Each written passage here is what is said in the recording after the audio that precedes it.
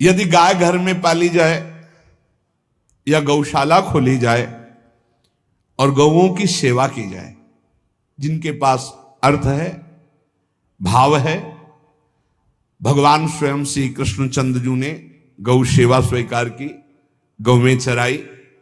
गौओं की परिक्रमा करने से, जैसे आप प्रभु के बिहारी जी के मंदिर की 4 परिक्रमा करें तो जो फल आपको मिलेगा वही गाय की 4 परिक्रमा कर ले तो आपको प्राप्त हो जाएगा। गौ की प्रदक्षिणा से, गावः प्रदक्षिणी कार्यावंदनीया ही नित्यशः, जो रोज गाय को प्रणाम करता है और गाय की प्रदक्षिणा करता है तो भगवत प्रदक्षिणा का उसे फल प्राप्त होता है। जहां गौएं विराजमान होती हैं वो बड़ा पवित्र दिव्य तीर्थ स्थल माना जाता है।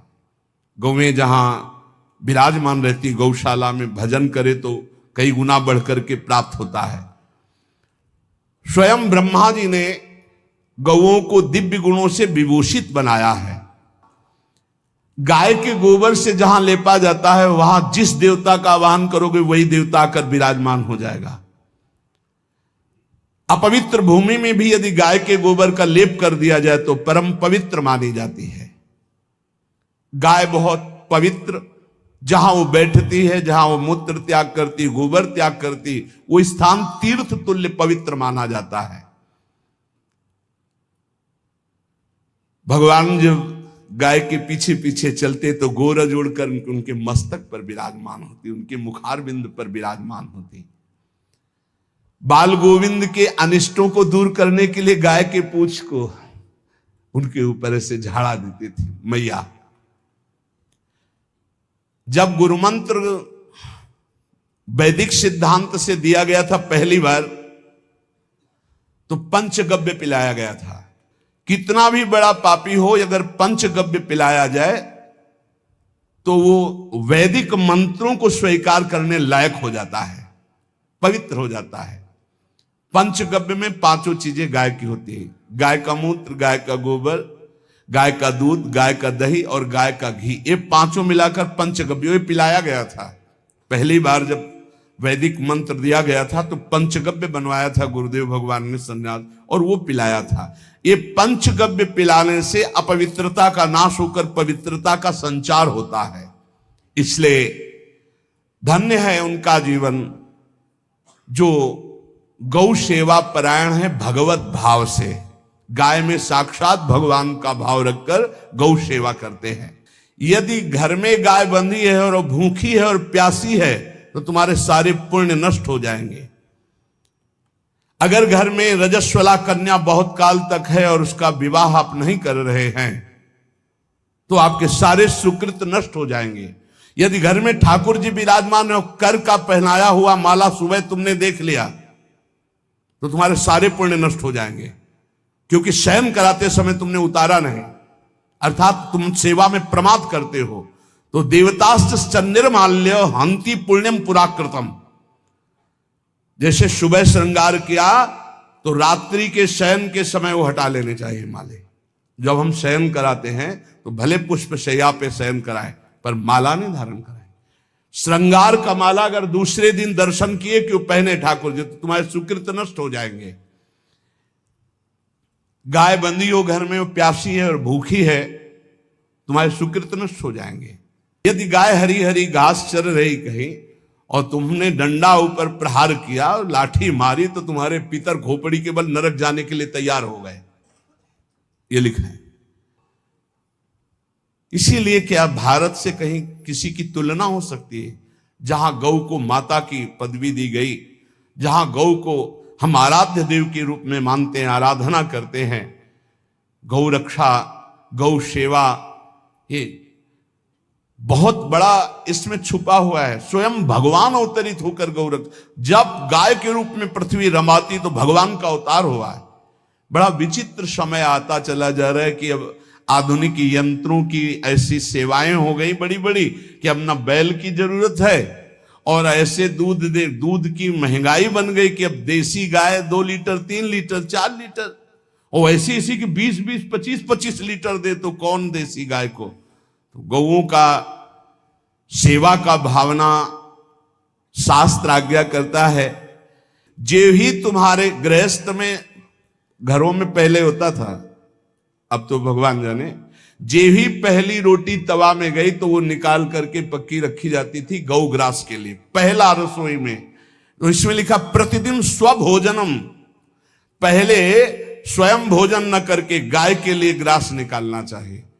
तो जिनके पास अर्थव्यवस्था जो गृहस्थ धर्म में है या जिनके पास अर्थ है, कुछ रोज 1 रुपया निकालो। हम कह रहे रोज निकालो तो महीने में 30 रुपया होते, 30 रुपया में एक गाय को हरी घास तो एक टाइम पवा ही सकते हो ना, बहुत नहीं है तो 1-1 रुपया निकाल के अगर एक गाय को चारा दोगे तो एक बार का भोजन तो हो ही सकता है। 30 रुपया में हरी घास जाकर के उसके दावा एक बार तो पवा दोगे ना। अग्रग्रासे परोभावा कर्तव्य भक्तितोन, हम भक्ति पूर्वक गाय को एक ग्रास भोजन में 1 रोटी तो निकालना चाहिए गाय के लिए, ऐसा शास्त्र आज्ञा कहता है।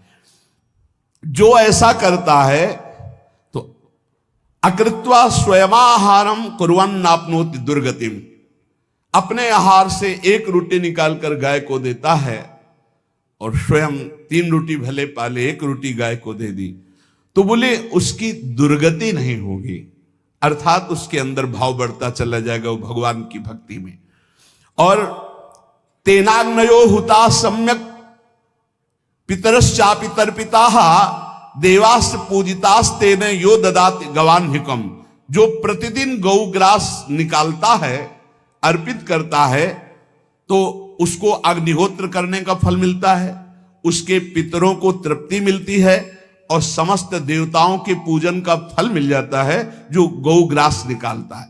यो वै ताड्यते यष्ट्याधेनुम मर्त्यो विमूढ़धि, जो मूर्ख मनुष्य, जैसे अब गाय दूध नहीं दे रही, मार डंडे डंडे मार रहे हैं, इंजेक्शन लगा रहे हैं, ऐसे वैसे कर रहे हैं, उसको ताड़ना दे रहे हैं, वो गाय को लाठी से मारता है, डंडे से मारता है, हाथों से मारता है, तो धर्मराज जी पहले अपने नरक में ले जा करके उसके कहते थोड़े थोड़े तिल तिल करके पहले इसके हाथ काटो, मरना है नहीं वहां, अब आराम आराम से थोड़े थोड़े पहले हाथ वर्जिता है, इन्हीं हाथों से गाय को मारा था ना, तो ऐसे थोड़ा थोड़ा काटा जाता है उसके हाथ, कर वर्जिता हा, उसके दोनों हाथ काट करके थोड़े थोड़े, जो गौ के शरीर को स्नान कराता है, गौ के शरीर को कीट आदि से मच्छर आदि से रक्षा करता है और खूब अच्छा अच्छा पदार्थ गौ को, केवल दूध के लोभ से नहीं, ये हम गौ सेवा की बात कर रहे हैं, ये कि नहीं वहां 10 लीटर दूध देती तो हाथ फेरो, जब दूध नहीं देती है तो चारा भी ठीक से नहीं दे रहे और उसके ये स्वार्थी हो, गौ सेवा का बात नहीं, वो दूध का लोभी केवल व्यापार की बात करता है। गौ सेवा का तात्पर्य है गौ सेवा, केवल खूब बछड़े को पिला दिया प्रसाद रूप से जो दूध मिला उसका अपने सेवन की, वो बात तो अलग है।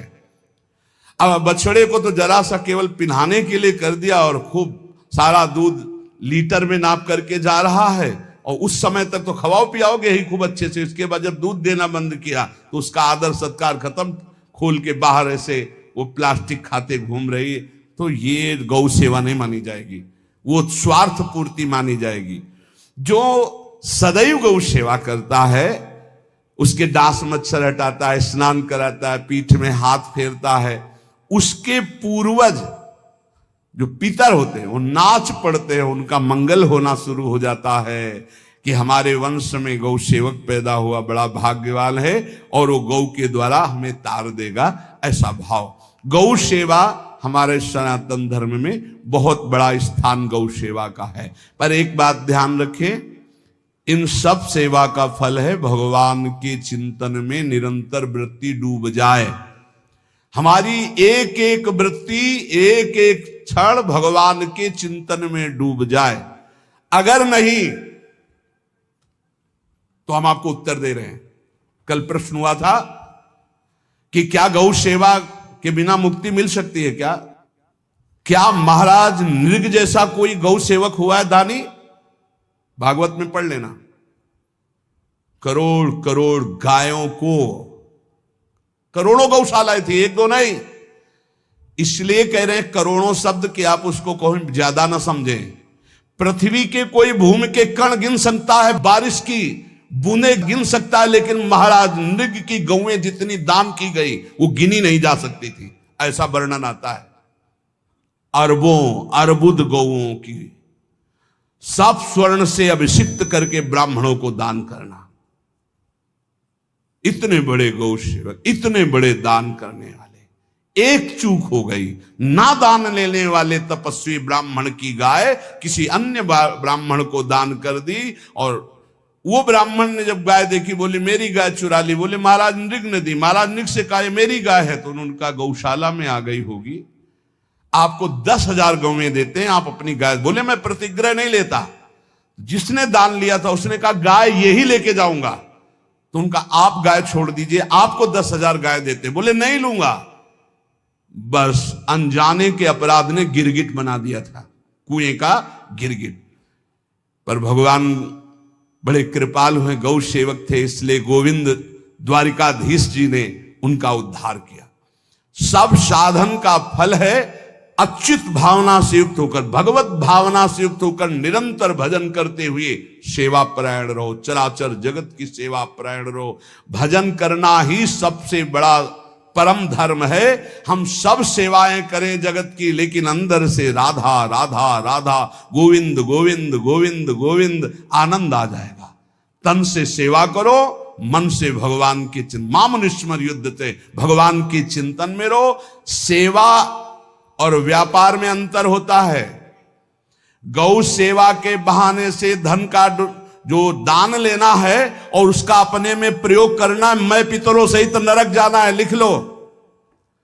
गौ सेवा के बहाने से दान लेना और उसका अपने परिवार के सुख में पैसे का प्रयोग कर देना या अपनी वासनाओं की पूर्ति में लगा देना। आया गौ सेवा के लिए और आप प्रयोग कर रहे हैं गाड़ी घोड़ा नाना प्रकार के सांसारिक भोगों में, तो लिख लो पितर सहित तुम्हारे नरक जाएंगे, क्योंकि गौ सेवा के लिए आया है। गौ सेवा का धन सिर्फ गौ सेवा में ही लगना चाहिए। आप गौ सेवक है, दूध पान कीजिए, रोटी खा लीजिए, लेकिन गौ सेवा का अर्थ आप अपने वासनाओं की पूर्ति में, अपने मनोरंजन में या अपने मन के संकल्प भावना में नहीं पूरी कर सकते। गौ सेवा के लिए ही पूरी कीजिए। गौ के वास का निर्माण, गौ के भोजन की व्यवस्था, वो दूध दे ना दे, वो कैसी भी अवस्था में हो, उसकी सेवा परायणता, उसके लिए सेवक रखना, सेवकों को भी सुख प्रदान करना, लेकिन स्वयं कभी गौ के सेवा के लिए आए हुए धन का स्वयं के लिए भोग न करना और निरंतर भजन रखना, उसे परम पद की प्राप्ति हो जाएगी। इसलिए हमारे सनातन धर्म में गौ सेवा का विशेष महत्व है और इस महत्व को सबको स्वीकार करना चाहिए। यदि आप गौ पालन स्वयं नहीं कर सकते तो 4 लोग मिलकर के, क्योंकि आज जो गायों की व्यवस्था वो बड़ी दयनीय हो रही है। दयनीय इसलिए हो रही कि दूध की अधिक ताके चाह रखने वाले भैंस रखते हैं या विदेशी गाय रखते हैं।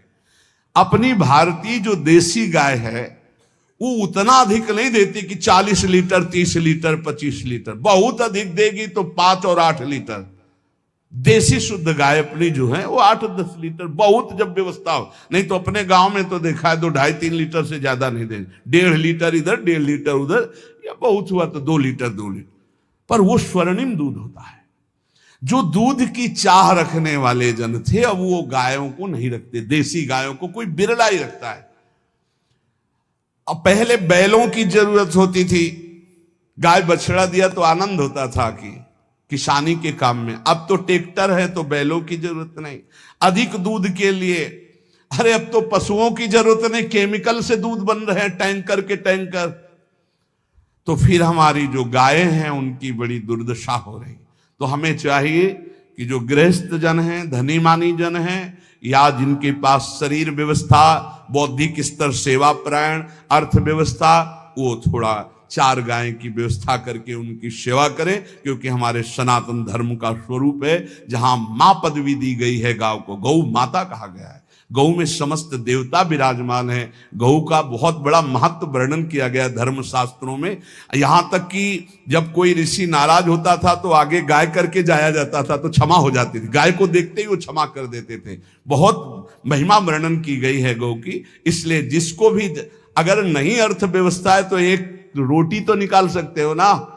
तुम्हारी रसोई में रोटी बने तो पहली रोटी निकाल लो, और आसपास जहां गाय बंधी हो तो उसको दे आओ जाकर, तो कम से कम धर्म का पालन हो जाएगा, गौ सेवा बन जाएगी। तो गौ सेवा, चराचर जगत की सेवा, भगवत सेवा, सबका फल है। फिर प्रारंभ में आ जाइए स्मृति।